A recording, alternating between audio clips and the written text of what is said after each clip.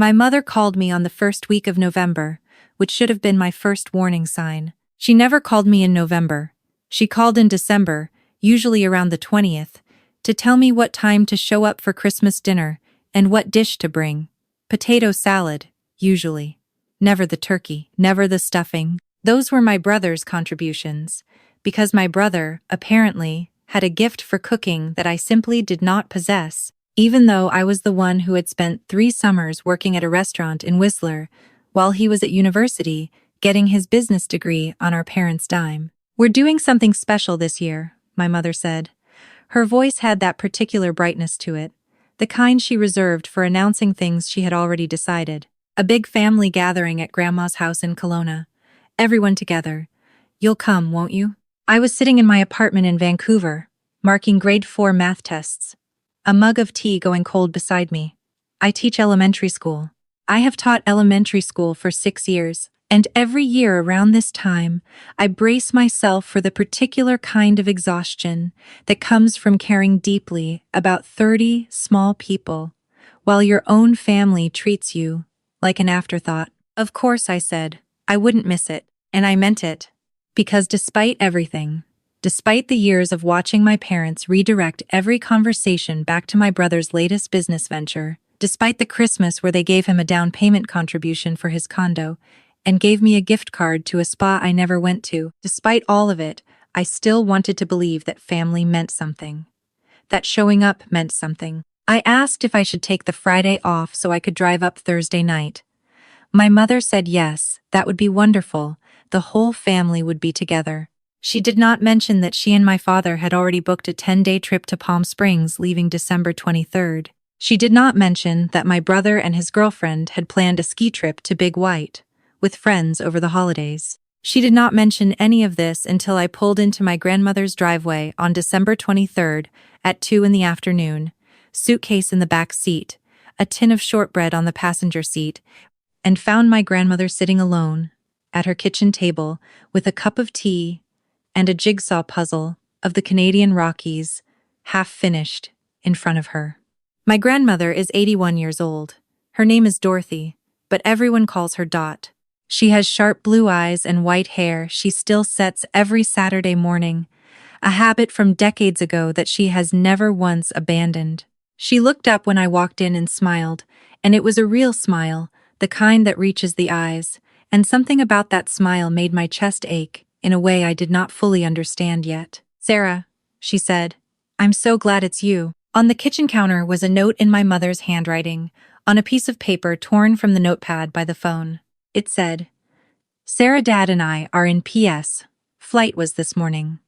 Garrett and Melissa went up to Big White. Fridge is stocked. Dot's medications are on the counter Tuesday and Friday. She gets the big blue pill with lunch. Doctor's number is on the fridge. You're so good with her. Love, Mom." I read it twice. Then I folded it carefully and put it in my coat pocket. I didn't cry. I had thought, for a moment, that I might. There was something rising in my throat that felt like it could become crying if I let it. But I looked at my grandmother sitting at her kitchen table with her half-finished puzzle and her cup of Earl Grey, and I thought, she didn't ask for this either. She didn't ask to be the reason I got tricked into coming here. She didn't ask to spend Christmas alone. So I took off my coat. I put the shortbread on the counter. I sat down across from her at the kitchen table. "Okay," I said, "tell me where you're stuck on this puzzle." My grandmother pointed to the upper left corner, a stretch of pale winter sky that was almost entirely the same shade of gray-blue. "It all looks the same to me," she said. "I've been staring at it for 2 days." "Me too," I said, "but I'm not going anywhere, so we've got time." The first 2 days were quiet in a way I hadn't expected to find comforting. I am used to a particular kind of holiday noise, my father's television too loud, my brother's girlfriend making pointed comments about the food, my mother managing everyone's feelings at a volume that somehow exhausted everyone around her. The house in Kelowna was not quiet in an empty way. It was quiet the way a place is quiet when the person living in it is at peace. My grandmother's house is small and neat, and full of things that have meaning.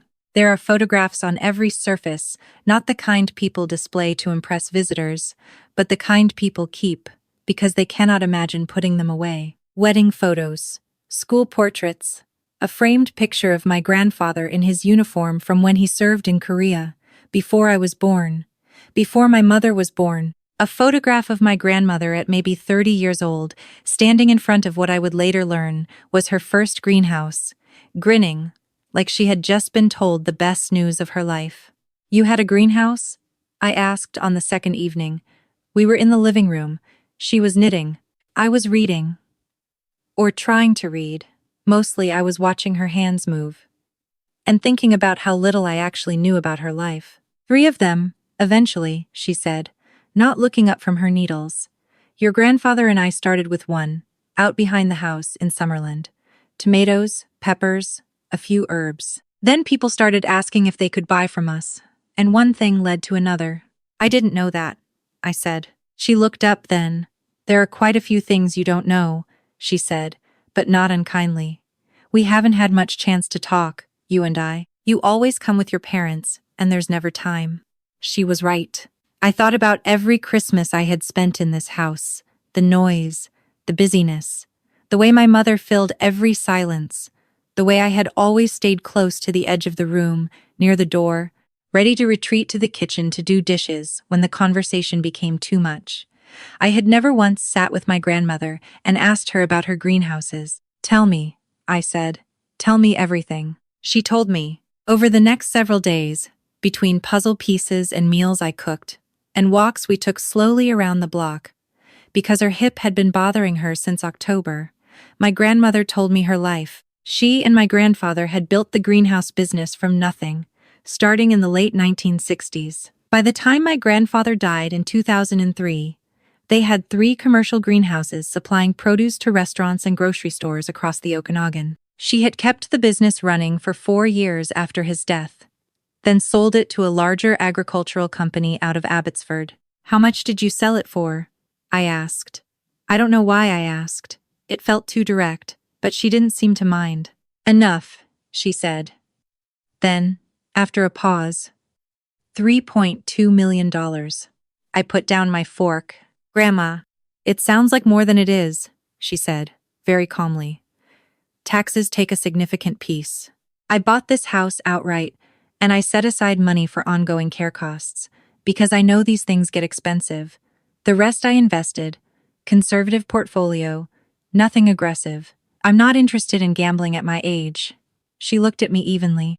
"The portfolio sits at roughly 4.8 million now, with the house on top of that. My financial advisor reviews it every quarter." I did not know what to say. I sat there with my fork halfway to my mouth, and tried to process the fact that I had spent every Christmas in this house, without any idea that my grandmother had built and sold a multi-million-dollar business. "Does my mother know?" I asked. "Your mother knows I sold the business," she said. "I don't discuss the specific figures with anyone. Your grandfather always said that money talked about too openly becomes money fought over. He was right about most things." There was something in the way she said it, careful, deliberate, that told me she had thought about this conversation before. That she had been waiting to have it, maybe, with the right person. "Why are you telling me?" I asked. She was quiet for a moment, looking at her hands. "Because you're here," she said finally. "And because you're here in the right way. You didn't ask about the medications when you arrived. Did you notice that? You just started giving them to me with lunch on the right days. You looked it up yourself." I had. The first night, I had looked up both her medications on my phone to understand what they were for, what side effects to watch for. It had seemed like the obvious thing to do. "And the morning after you arrived," she continued, "you noticed I wasn't eating my toast, and you didn't make a fuss about it. You just made me eggs instead. And you've been coming on the walks with me even though I know your hip doesn't bother you and I walk about as fast as a glacier." She smiled. "These things tell you something about a person." Christmas Eve, my brother called. I was in the kitchen making soup, and my grandmother was watching the news. "Hey," he said when I answered. "How's it going up there?" "Fine," I said. "We're good." "Sorry we couldn't make it," he said. He didn't sound particularly sorry. There was music in the background and the particular acoustic texture of a ski chalet. "Mom said you'd be okay with it." "Mom was confident on my behalf," I said. There was a brief pause. "Don't be like that." "Like what?" Like you're the only one who does anything for this family. His voice had taken on that edge it got, the one that meant he felt criticized, even when I hadn't said anything critical yet. I have a life, Sarah. I have obligations. I can't just cancel everything every time someone needs a babysitter. I wanted to say a great many things.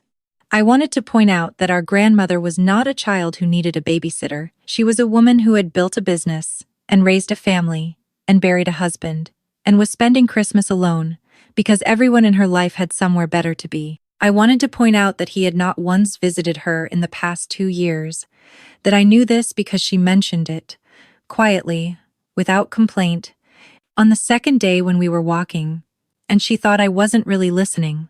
Instead, I said, "Merry Christmas, Garrett." And I put the phone on the counter and went back to stirring the soup. My grandmother did not ask what was said. She heard, I think, from the living room. She just came into the kitchen a few minutes later and stood beside me and said, "That smells wonderful. What did you put in it?" "Roasted garlic," I said, "and a bit of thyme." "Your grandfather loved thyme," she said. "Put it in everything." Christmas Day was the best Christmas I had had in years. We opened gifts. I had brought her a soft cardigan in a dark blue she had mentioned she liked, and a biography of a Canadian conservationist I thought she might enjoy. She gave me an envelope with a card inside, and inside the card was a check for $1,200 with a note that said, "For a trip somewhere you actually want to go." We ate well. We watched an old film in the afternoon, one of those classic Canadian broadcasting productions from the 80s she loved. She beat me at cribbage twice and was graciously smug about it. In the evening, she asked me to read aloud from the biography I had brought her, because her eyes got tired at night, and I sat in the armchair beside the lamp and read while she knitted, and the snow fell quietly outside.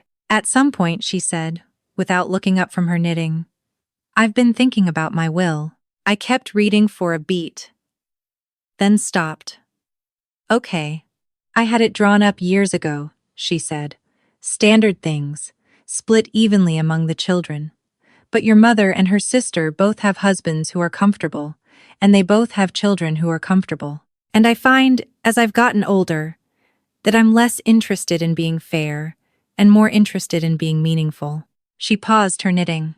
"I've asked my lawyer to come by after the new year. I want to make some changes." "Grandma, you don't have to." "I know I don't have to," she said, with gentle firmness. "I want to. There's a difference." She looked at me directly. "I want to make sure that the people who actually showed up get something that reflects that, not out of punishment, out of accuracy." I did not know what to say, so I said nothing. After a moment, she nodded at the book in my hands. "Keep reading," she said. "I want to find out what happens with the watershed." My mother and father came back in the first week of January. They stopped at my grandmother's house on the way from the airport, tanned, relaxed, carrying a small bag of dates from a market in Palm Springs. My mother hugged me and said, "Thank you so much, sweetheart. I knew you'd be fine." I noticed she didn't ask how my grandmother was. She greeted her mother, accepted a cup of tea, talked about the weather in California for approximately 12 minutes, and then mentioned that she was exhausted from the flight and they really needed to get home. My grandmother walked them to the door. I watched from the hallway. Before my mother stepped outside, my grandmother said, "I had a lovely Christmas. Sarah took very good care of me." My mother smiled. "Of course she did. That's what she's good at." She said it warmly. She said it like a compliment. She did not hear, apparently, the way it landed the easy reduction of 6 days of real presence and care and conversation into a job well done by the family member designated for exactly this kind of thing. My grandmother heard it. She glanced back at me briefly, and something passed between us that I didn't have words for yet. My brother and his girlfriend came for a weekend in February. I was not there. I found out about it later, from my grandmother herself, when we had started talking on the phone every Sunday. Something that had not happened before December, and now felt completely natural. "Your brother came by," she said, "with Melissa. They stayed one night." "How was it?" "Fine," she said. "He asked about the house." "The house?" Whether I'd thought about downsizing. Whether I'd looked into retirement communities in the area. He mentioned that property values in Kelowna were very strong right now. She paused. He also asked who my lawyer was. I was quiet for a moment. What did you say? I told him the property values were lovely and offered him more lasagna. A small, dry pause. He's not subtle, your brother. The lawyer's visit had happened in January, 2 weeks after Christmas. My grandmother had not told me what was in the revised will. She had told me she had made the changes she wanted to make, and that she had done it thoughtfully, and that I should not worry about it either way. I told her I wasn't thinking about it. I know, she said. That's rather the point. She passed away on a Thursday in late April. Her heart, her doctor said, which was not entirely unexpected given her age, and a condition she had managed quietly for several years. She had not made it dramatic. She had gone to sleep and not woken up, which is, I think, how she would have chosen it if she'd had the option. I drove to Kelowna the same day. My mother and her sister were already there. My brother arrived that evening. The memorial service was small and kind, the way she had wanted. People from the community spoke, a woman from her church, a man who had worked at the greenhouse, a few neighbors who had known her for decades. My mother organized everything efficiently, because she is efficient, and that is genuinely one of her strengths. 3 weeks after the memorial, her lawyer held a meeting. My grandmother's estate was valued, in total, at approximately $5.6 million, including the house. The will was clear. Her daughter, my mother, and her other daughter received $250,000 each. My brother received $150,000. 2 longtime friends received smaller amounts. The remainder of the estate, the house, the investment portfolio, everything else was left to me. There was a letter attached to my portion of the will, in my grandmother's handwriting. It was not long. It said, "Sarah, you showed up when you didn't have to, and you showed up right. You asked about the greenhouses. You made eggs instead of toast. You read aloud without being asked. I know you didn't come expecting anything, and that is exactly why you deserve everything. Take good care of yourself. Win at cribbage. Grandma. My mother did not speak to me for 6 weeks. My brother called twice during those weeks, once to tell me he thought the will should be contested, and once, when I didn't engage with that, to tell me that he hoped I understood what I was doing to this family. I told him I understood the will quite clearly. He said that wasn't what he meant. I said I knew, and I wished him well, and I meant it, though I also understood then that there was nothing more I needed to prove to him. My mother and I eventually talked a real talk, the kind we probably should have had years earlier. She cried. I cried. She said she hadn't realized how much she had taken me for granted, and I believed her, because I think it was genuinely true, and also genuinely something she had never had to look at directly before. We are not where we were, but we are somewhere new, and somewhere new can become something good if people are willing to do the work. I still teach grade 4. I love my students. I love the particular kind of thinking that children do, the way they are not yet convinced that the world has rules that cannot be questioned. I did not quit my job, and I do not plan to. I did take a trip somewhere I actually wanted to go. I spent 2 weeks in Newfoundland in July, driving the coast, eating fish and brewis at a diner in a town so small it had one road, watching the Atlantic do its enormous and different thing. It was the best 2 weeks I had in years. The house in Kelowna is mine now. I drive up on long weekends when I can. I finished the Rockies puzzle it took me until March, coming back to it on visits before she passed, and she had been helping me until almost the end. The upper left corner, all that gray-blue winter sky that looked the same no matter how long you stared at it. Turns out it just took patience. Turns out if you sit with something long enough, you start to see the differences. I think that was the last thing she was trying to teach me,